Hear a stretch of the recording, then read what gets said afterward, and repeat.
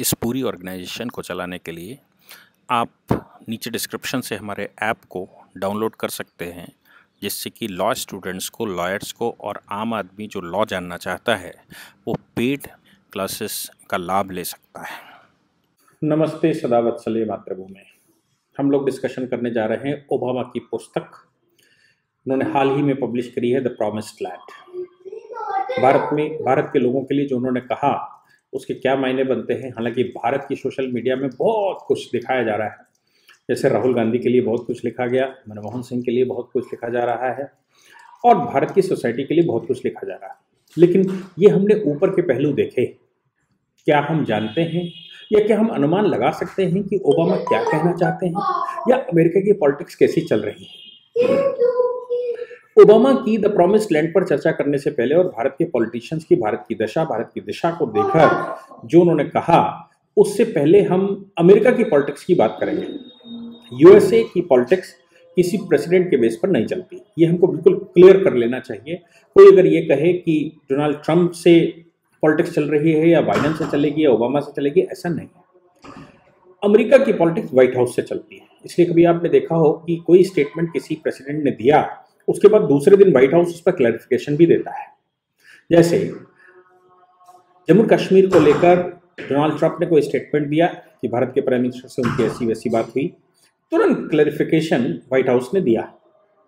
ऐसे ही आपको याद होगा कि जॉर्ज बुश जिस समय राष्ट्रपति बने थे, उन्होंने पहला स्टेटमेंट भारत के फेवर में और चाइना के अगेंस्ट में दिया था, लेकिन उसके दूसरे ही दिन उस पर खंडन व्हाइट हाउस ने देना पड़ा। कुल मिलाकर बात यह है कि व्हाइट हाउस पॉलिसी बनाता है और व्हाइट हाउस की पॉलिसी बनाने के लिए कोई ऐसा नहीं 1 2 4 5 10 50 लोग बैठे हो। यूनिवर्सिटी से एक हायरार्की सिस्टम चलता है। यूनिवर्सिटी से हायरार्की सिस्टम का मतलब है कि हायरार्की में यूनिवर्सिटीज़ में रिसर्च होती है। हर एक डिपार्टमेंट रहता है, साउथ ईस्ट एशिया को लेकर, साउथ एशिया को लेकर, मिडिल ईस्ट को लेकर, अमेरिका को लेकर, अफ्रीका को लेकर, अमेरिका के दूसरे कंट्री, हर एक कंट्री, हर एक रीजन के लिए, हर एक कम्युनिटी के लिए उनका एक रिसर्च सेंटर रहता है।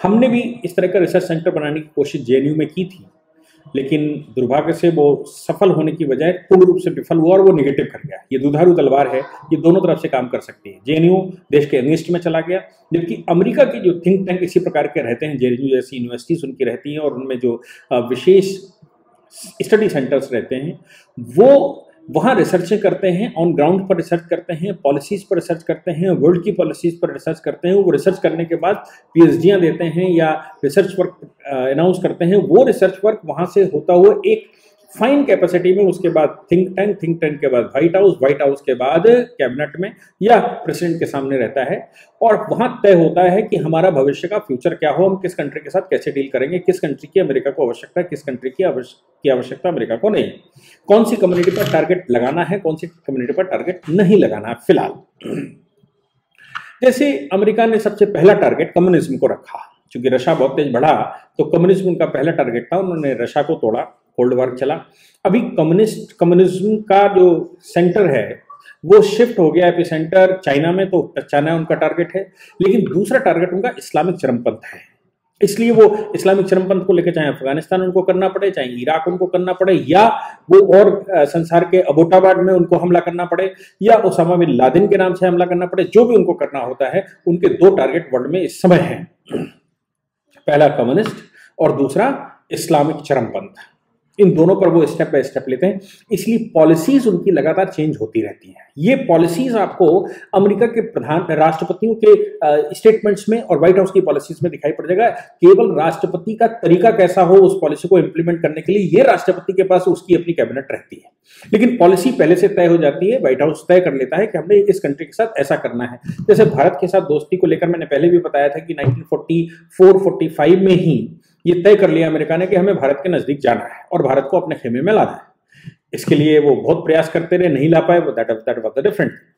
लेकिन जॉर्ज बुश के प्रशासन के समय पर मैं आपको बता दूं कि राहुल गांधी जो उस समय सत्ता में पार्टी थी, उसके मेंटर हुआ करते थे और ये घोषणा करते घूम रहे थे कि हम 1-2-3 एग्रीमेंट के तहत वो न्यूयॉर्क बना देंगे हिंदुस्तान को और परमाणु ऊर्जा लेकर आएंगे, परमाणु लाइट लेकर आएंगे।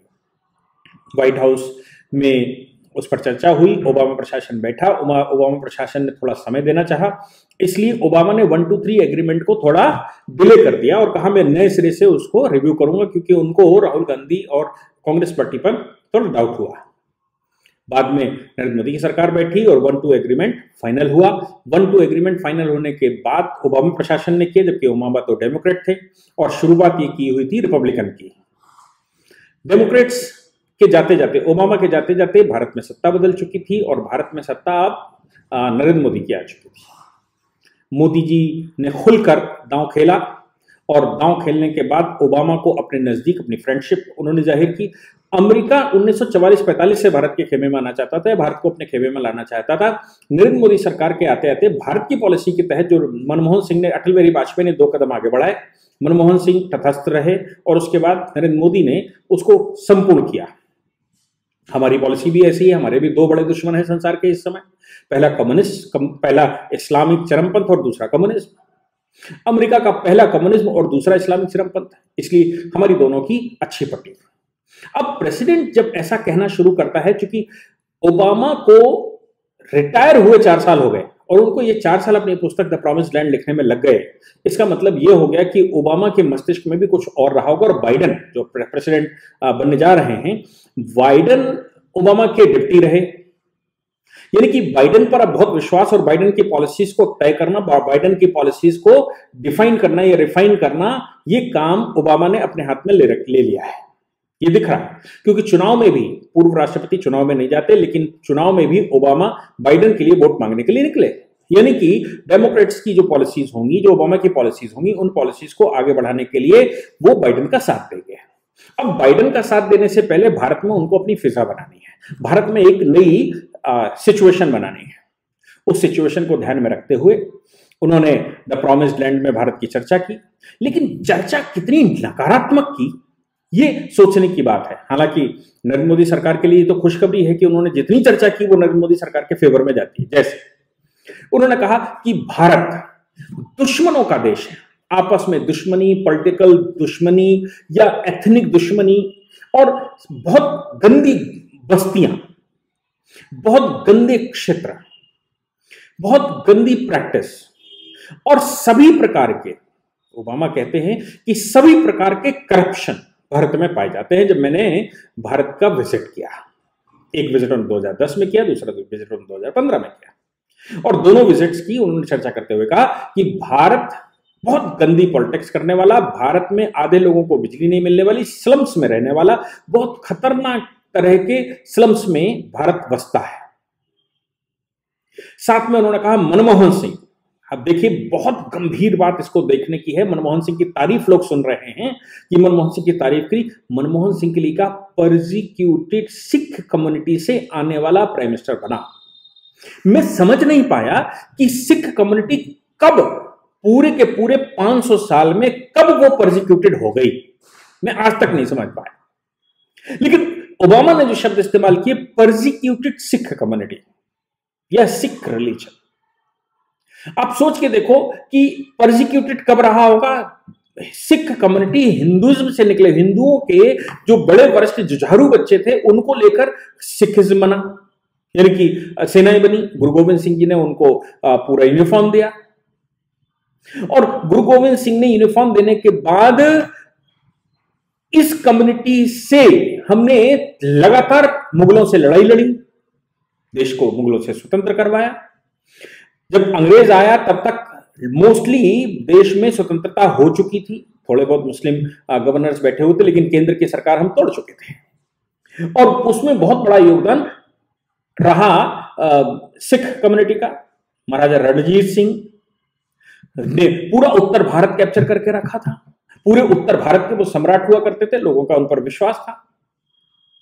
दक्षिण भारत में हमेशा से कुछ और रहा है, और पूर्वी भारत में अंग्रेज आ चुका था। मुझे समझ नहीं आया कि सिख कम्युनिटी कब परसिक्यूटेड हो गई, लेकिन सिख कम्युनिटी जिस प्रकार वो खालसा और ये मूवमेंट चला रही है, वो उसको सपोर्ट करना चाहते हैं कि भारत को डिवाइड कैसे हो। इन फ्यूचर उनकी पॉलिसी ये होगी कि वो सिख कम्युनिटी को बल दें और भारत में डिवाइड एंड रूल की पॉलिसी, जो यूके की पॉलिसी थी, उस पॉलिसी को इंप्लीमेंट करवाएं। वो कहते हैं राजनीतिक विद्वेष भारत में है। ऐसा कौन सा कंट्री है जिसमें राजनीतिक विद्वेष नहीं होता? क्या स्वीडन और ट्रंप के बीच में राजनीतिक विद्वेष नहीं है। वो कहते हैं कि राजनीतिक विद्वेष इस लेवल का है कि एक दूसरे को मरने को तैयार है। मनमोहन सिंह के लिए वो कहते हैं कि वो बहुत चिंतित हैं कि माइनॉरिटी कम्युनिटी, मुस्लिम कम्युनिटी के प्रति भारत में घृणा पैदा होती जा रही है। सोचिए कि इसका मतलब ओबामा क्या सपोर्ट करना चाहते हैं। भारत में परसिक्यूटेड होता जा रहा है हिंदू, मुस्लिम क्षेत्र बढ़ रहे हैं, मुस्लिमों के अत्याचार बढ़ रहे हैं, इस्लाम के नाम से अत्याचार बढ़ रहे हैं, बहुत कुछ गलत देश में हो रहा है। लव जिहाद, यूपीएससी जिहाद और कौन कौन से तरह के जिहाद भारत में छिड़े हुए हैं और क्या नहीं करने की कोशिश की जा रही है। मैंने अभी पीछे बताया था कि वो अब गोल्ड मार्केट पर उनका हमला है और वो धनतेरस आपकी छीनना चाहते हैं। क्यों? क्योंकि जिस दिन सीए का प्रोटेस्ट की तरह कोई बड़ा प्रोटेस्ट होगा गजवा हिंद का, तो धन गोल्ड में है जो लिया जा सकता है आसानी से और उससे मूवमेंट चलाया जा सकता है। ऐसे प्राइम मिनिस्टर के समय पर प्राइम मिनिस्टर की यह चिंता कि मुस्लिम कम्युनिटी के प्रति घृणा बढ़ती जा रही है भारत में, यह उनकी चिंता है। मैं समझ नहीं पाया कि ओबामा कहना क्या चाहते हैं। राहुल गांधी के लिए बच्चा कहते हैं, समझ में आता है। सोनिया गांधी को ब्यूटीफुल कहते हैं, समझ में आता है। ब्यूटीफुल मां का ब्यूटीफुल बच्चा है, समझ में आता है। लेकिन सिख परसिक्यूटेड कब हो गए, मुस्लिम कम्युनिटी भारत में कब टारगेट हो गई, भारत में आपस में वैमनस्यता, डिवाइड भारत कब हो गया, भारत में एक दूसरे के प्रति तलवारें लेकर लोग खड़े हुए, ऐसा कब हो गया भारत में। ओबामा शायद जानते नहीं है कि भारत की कम्युनिटी सदियों पुरानी है, हजारों शताब्दियों पुरानी है और ये कम्युनिटी ही एक ऐसी है जो सदैव आपस में मेलभाव रखती है। वो सेकुलरिज्म की बात करता है, कहता है कि भारत में एथनिक विद्रोह हो गया है, एथनिक एनवी हो गए हैं।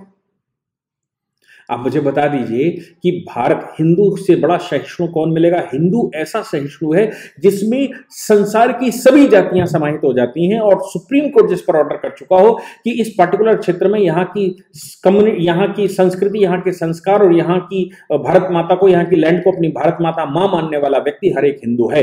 हिंदू किसी रिलीजन से नहीं होता, हिंदू किसी कास्ट से नहीं होता। वो कहता है स्लम्स बह रहे हैं। तो ये तो नरेंद्र मोदी के लिए अच्छी बात है कि ओबामा जब आया और भारत में मनमोहन सिंह की सरकार थी, उस समय देश सब अव्यवस्थित था और बाद में अभी सब व्यवस्थित हो गया। नरेंद्र मोदी के लिए कुछ भी नहीं कहा, ऐसा भी कहते हैं लोग। नरेंद्र मोदी एक ऐसे वैश्विक लीडर हैं जिनके लिए कहना इतना आसान नहीं है। आपको याद होगा कि नरेंद्र मोदी को जब अमेरिका ने बुलाया नहीं प्राइम मिनिस्टर बनने के बाद, तो उन्होंने पहली विजिट अपनी कनाडा की करी। ओबामा उस समय सत्ता में थे। ओबामा को टाइम्स मैगजीन में एक आर्टिकल लिखना पड़ा मोदी की कसीदे कसते हुए। क्यों? क्योंकि भारत के बगैर अमेरिका का काम आज की तारीख में नहीं चल सकता। उसके दो बड़े दुश्मन हैं, वो सिर्फ भारत के साथ मिलकर लड़ सकते हैं, क्योंकि 1000 वर्ष हमने मुस्लिम चरमपंथ से लड़ा और कम्युनिज्म से हम लड़ रहे हैं। इसलिए उनको वो अनुभव नहीं है जो हमको है। यूरोप को भी वो अनुभव नहीं है। यूरोप तो अब फंदे में इस्लामिक चरमपंथ के फंसा है। हमारे पास तो 800 वर्ष तक शासन करने के बाद भी हमने उनका सफाया किया। पाकिस्तान इस्लामिक चरमपंथ के आधार पर गढ़ा गया, लेकिन उसको भी नरेंद्र मोदी सरकार ने पैदल किया। इसलिए हमारे बगैर उनका काम नहीं चल सकता। और नरेंद्र मोदी के लिए कोई भी टिप्पणी करना, मोदी के स्वभाव को वो जानते हैं। मोदी का स्वभाव अमेरिका को भी नहीं छोड़ेगा। अमेरिका कोई ऐसा सगा नहीं है कि जो मोदी अमेरिका के बगैर नहीं चल सकता है। इसलिए मोदी के लिए टिप्पणी करना उस ओबामा के लिए इतना असंभव है कि उन पर टिप्पणी करना का मतलब ये होता है कि उसके क्या मीन्स निकलेंगे और भारत किस रास्ते पर जाएगा, ये ओबामा सोच भी नहीं सकते। भारत स्वयं में सेल्फ सफिशिएंट है। वो अब ये देखने लगे हैं कि कांग्रेस की सत्ता अगर पलट जाती है तो वो खेल सकते हैं, लेकिन नरेंद्र मोदी के साथ वो खेल नहीं सकते। क्योंकि जिस प्रकार से दोस्ती की अमेरिका ने, भारत के बेस चाहता था। वाजपेयी सरकार ने दोस्ती तो की लेकिन अपने बेस नहीं प्रोवाइड किए। नरेंद्र मोदी ने दोस्ती तो की लेकिन अपने बेस प्रोवाइड करने से साफ मना कर दिया, हम कोई बेस नहीं देंगे। इसलिए आपकी सेनाएं हमारी लैंड पर नहीं आएंगी, आपकी सेनाएं हमारी नावल क्षेत्र में नहीं आएंगी, आपकी सेनाएं हमारे एयरबेस पर नहीं आएंगी। हमारी लड़ाई हमारी है। अगर दूसरी तरफ से घेराव कर सकते हैं तो करिए, लेकिन हम अपनी लैंड का इस्तेमाल अमेरिका को नहीं करने देंगे, जो अमेरिका का पुराना स्वभाव है कि वो साथ में आकर दूसरे पड़ोसी से युद्ध लड़ते और फिर आपकी लैंड पर बैठ जाते और लैंड को खाली नहीं करते। ओबामा की ये मंशाएं पूरी नहीं हो सकती, अमेरिका की ये मंशाएं कभी भारत में पूरी नहीं हो सकती। इसलिए मोदी के लिए कुछ भी कहना उनको 1,00,000 बार सोचना पड़ेगा, क्योंकि मोदी जिस मिट्टी के बने हैं, देव कृपा जिसके ऊपर हो, उसके लिए शब्द निकालने में, शब्द चुनने में भी बड़ी दिक्कत होती है। अगर ओबामा को प्रॉमिस्ड लैंड में ये लिखना था तो फिर टाइम्स मैगजीन में जो मोदी के कसीदे उन्होंने पढ़े थे उस समय, वो क्या था? क्या उसको जोड़कर देखना चाहिए? और भारत की कम्युनिटीज को आप ये कह दें कि आपस में दुश्मनी है, भारत में लोग शोषण करने वाले पैदा होते रहे, हर तरह का करप्शन भारत में है, मैं मान सकता हूं, लेकिन कौन से देश में नहीं है? और भारत में शोषण करने वाले लोग पैदा होते हैं, किसका शोषण करते रहे? किसका शोषण हुआ? स्वतंत्रता के बाद भारत स्वतंत्र हुआ, और स्वतंत्र होने के बाद हर एक व्यक्ति भारत में फंडामेंटल राइट लेकर आया। भारत के फंडामेंटल राइट सुप्रीम कोर्ट आज भी पूरी शक्ति से देने को बैठा हुआ है, और भारत सरकार लगातार फंडामेंटल राइट्स पर काम करती है। तो ओबामा किसके लिए कहना चाहते थे, क्या कहना चाहते थे, या क्या कहना चाह रहे हैं, ये मुझे लगता है कि उनकी फ्यूचर पॉलिसी है, जो भारत को जिस दृष्टि से वो देखते हैं और भारत के साथ वो जैसा व्यवहार करना चाहते हैं, भारत को जिस तरह से वो डील करना चाहते हैं, ये उनकी मंशाएं पूर्ण नहीं होती। इसका मतलब ये होगा कि कम्युनिज्म को जिस समय परास्त कर लेंगे, जिस समय इस्लामिक चरमपंथ को संसार से खत्म कर लेंगे, तीसरा टारगेट अमेरिका का भारत होगा, और भारत अपने लैंड पर जगह नहीं देने देगा। इसलिए उनकी मंशाएं पूर्ण होती दिख नहीं रही हैं। और भारत एक ऐसा देश है, अमेरिका तो बहुत बाद में बना, अभी तो बच्चे हैं वो इस संसार की संस्कृति में, लेकिन भारत वो सबसे एंशिएंट कंट्री है जिसको हर प्रकार का अनुभव है। हम मुगलों की सत्ता, मुसलमानों की सत्ता के बावजूद रामायण लिखते रहे, रामचरितमानस लिखते रहे, हम आला उदल लिखते रहे, हम पृथ्वीराज रासो लिखते रहे, सूर कबीर तुलसी अपना योगदान देते रहे।